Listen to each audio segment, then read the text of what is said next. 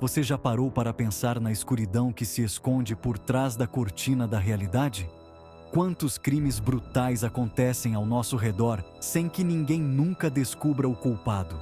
São crimes que chocam pela brutalidade, pela frieza, pela completa falta de explicação.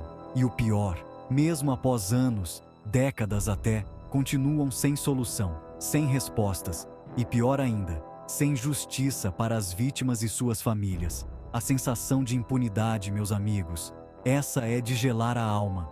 Hoje, no nome do canal, vamos mergulhar de cabeça no lado mais sombrio da nossa história. Preparem-se, porque vamos falar sobre 10 crimes brutais que aconteceram no Brasil e que até hoje permanecem um grande mistério. Fiquem até o final, porque algumas dessas histórias vão mexer com o seu psicológico e talvez até te fazer olhar a realidade com outros olhos. Em 2012, o Brasil parou diante de um crime que parecia ter saído das páginas de um romance policial. Marcos Kitano Matsunaga, herdeiro do Império Yoki, foi encontrado morto e esquartejado. A principal suspeita? Sua própria esposa, Elise Matsunaga. Elise confessou ter matado o marido após uma discussão, mas alegou legítima defesa. As versões sobre o que realmente aconteceu naquela noite são conflitantes, cheias de pontas soltas. Teria Elise agido sozinha? Qual teria sido o verdadeiro motivo para tamanha violência? As dúvidas pairam no ar até hoje. A brutalidade do crime e o descarte macabro do corpo chocaram o país, expondo um submundo de intrigas e disputas de poder. A justiça condenou Elise, mas será que a verdade sobre o que realmente aconteceu naquela noite jamais virá à tona? Em 1992, o Brasil mergulhava em luto com a morte brutal da atriz Daniela Pérez, filha da renomada autora de novelas Glória Pérez. Daniela estava no auge da carreira, era uma estrela, quando teve sua vida interrompida de forma cruel e repentina. O principal suspeito, Guilherme de Pádua, seu par romântico na novela de Corpo e Alma. A comoção nacional foi imediata. Como um crime tão bárbaro poderia acontecer? E mais, por que alguém tiraria a vida de uma jovem talentosa e querida por todos? A investigação revelou que Guilherme e sua esposa na época, Paula Thomas, haviam planejado o assassinato de Daniela. O motivo? Até hoje permanece um mistério. As versões apresentadas pelos assassinos nunca convenceram completamente a opinião pública. Havia boatos de inveja profissional, ciúmes doentios, mas a verdade é que as motivações para um crime tão cruel ainda nos escapam. O caso Daniela Pérez deixou marcas profundas na sociedade brasileira. Leis foram criadas, o debate sobre a violência contra a mulher ganhou força, mas a ferida continua aberta. Daniela Pérez se foi, mas seu legado de luta por justiça e o clamor por um país mais seguro continuam ecoando. A noite de 23 de julho de 1993 jamais será esquecida no Rio de Janeiro. Naquele dia, a cidade maravilhosa se transformava em palco de um dos crimes mais bárbaros de sua história, a Chacina da Candelária. 8 crianças e adolescentes foram brutalmente assassinados a tiros enquanto dormiam em frente à Igreja da Candelária. A barbárie chocou o mundo. Como explicar tamanha crueldade? A investigação apontou o envolvimento de policiais militares. A Chacina da Candelária se tornou um símbolo da violência policial e da desigualdade social no Brasil. Adentramos agora um capítulo sombrio da justiça brasileira, o caso dos irmãos Naves. Em 1937, no interior de Minas Gerais, a vida dos irmãos Joaquim e Sebastião Naves se transformava em um pesadelo. Acusados injustamente do assassinato de um contador, eles se viram presos em uma teia de mentiras, corrupção e violência. A história dos irmãos Naves é um exemplo estarrecedor de como a justiça pode ser corrompida. Submetidos a torturas brutais, os irmãos acabaram confessando um crime que não cometeram. No entanto, em um revés surpreendente, o suposto morto, Benedito Pereira, reapareceu. Os irmãos Naves foram soltos, mas as marcas da injustiça jamais foram apagadas. 1973. Vitória, Espírito Santo. Uma tragédia que abalou o país. O caso Araceli. Araceli Cabreira Crespo, de 8 anos, desaparece. Seu corpo foi encontrado dias depois, com marcas de abuso. O crime abalou a cidade e o país. A investigação falhou em levar os culpados à justiça. A memória de Araceli se mantém viva, símbolo da luta contra a violência infantil. Guaratuba, Paraná, 1992. O desaparecimento do pequeno Evandro Ramos Caetano, de apenas 6 anos, chocou o país. A angústia da espera por notícias se transformou em dor e revolta quando o corpo de Evandro foi encontrado, mutilado, em um ritual macabro.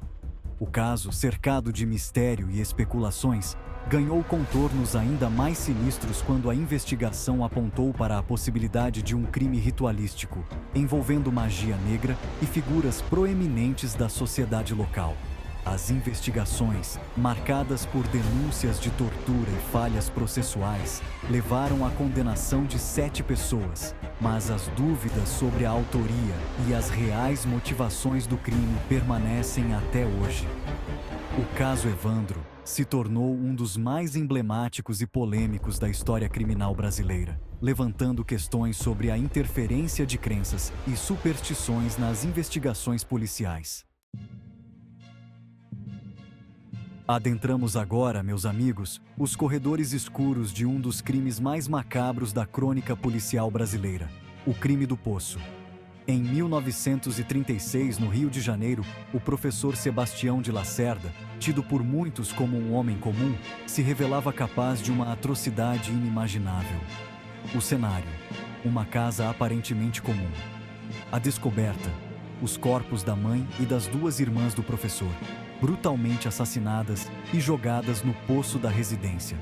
A frieza do crime e a ausência de um motivo aparente transformaram o caso em um enigma que até hoje intriga e assusta. Sebastião, que confessou os assassinatos, nunca forneceu uma explicação convincente para o crime. Teria sido movido por um surto psicótico? Havia segredos macabros escondidos entre as paredes daquela casa? O crime do Poço transcendeu o tempo, tornando-se tema de livros, documentários e inúmeras análises que tentam decifrar a mente do assassino e as razões por trás de tamanha barbárie. 2013, Ribeirão Preto, interior de São Paulo. A vida imitava a tragédia em um caso repleto de dor, mistério e revolta. O desaparecimento do pequeno Joaquim Ponte Marques, de apenas 3 anos. A criança, que sumiu sem deixar rastros, se tornou o centro de uma busca incessante e de uma investigação repleta de interrogações.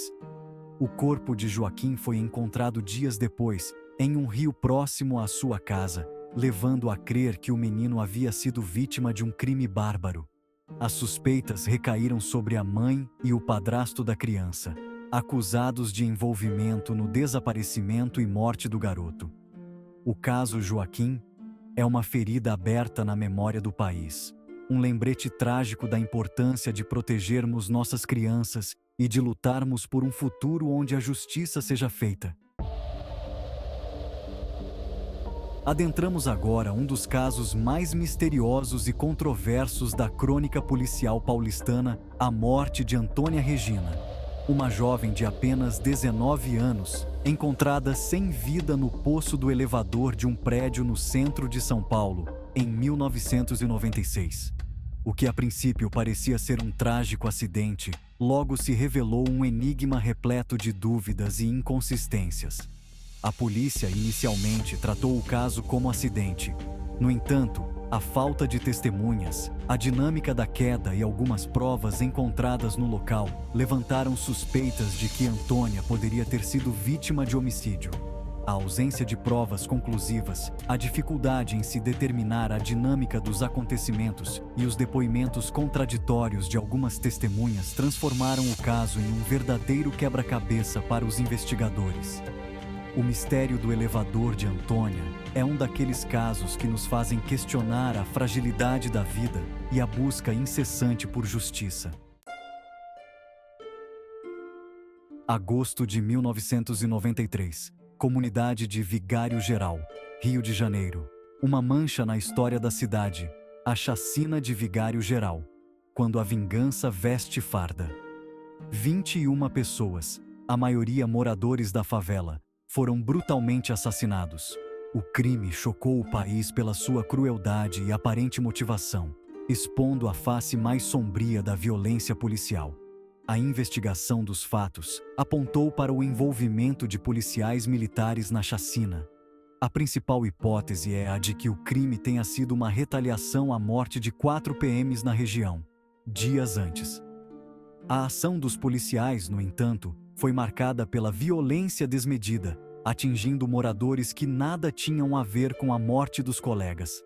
A chacina de Vigário Geral é um alerta permanente sobre a necessidade de combatermos a violência institucionalizada e garantirmos que o Estado esteja a serviço da proteção da população.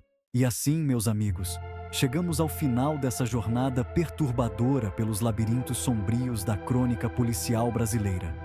10 casos, 10 histórias interrompidas, vidas arrancadas de forma brutal, deixando um rastro de dor e revolta.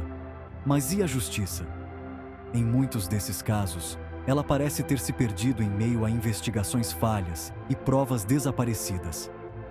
Não podemos nos calar. É preciso manter viva a memória dessas vítimas e lutar por um sistema judicial mais justo. Deixe seu like, inscreva-se no canal e ative as notificações. Até a próxima!